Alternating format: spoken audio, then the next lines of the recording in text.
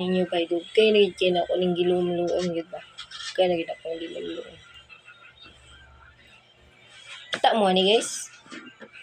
Kita mo na. Ha?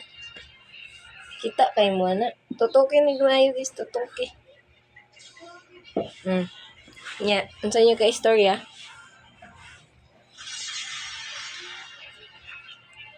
Muna akong gikamahayan guys, no? Grabe kay na akong workout. Pagkuan pa taning hey persistent band. Para daw po na makakuan lagi, ana. Workout. Gamit pa ko aning garterize nga waist trainer guys, waist thinner. Pila na siya kabuok. Tulo ni kabuok kong yani. Tapos, gamit pa ko aning short nga kuan guys. Pangpiit gyapon sa bilbil. Tabang gyapon siya guys kay kung magsuot kag mga fitted dress, dili gyud hinuon siya magulot-gulot. Pero guys, grabe naman yun ni guys, bay. Grabe na yun ni guys. Awa guys. Hindi laplapan eh, tapos itaplak dere.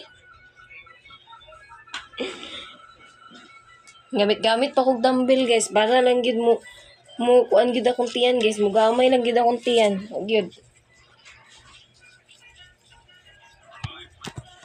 Okay, bali guys, isapaw-sapaw ginako na siya para gid mapiit gid akong bilbil.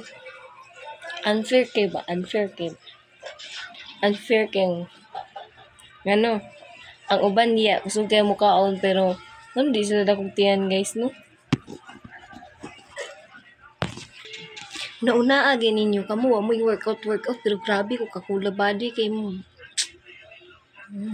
Kakula body ako todo effort kay ko. Kani paning short, paning waist trainer. Gamit pa kog hip persistent band. Gamit pa kog dumbbell, kabughat-bughat pa ko aning dumbbellan eh. Para lang gid mo gamay akong tiyan. Sound naman guys, ako magitag kaon.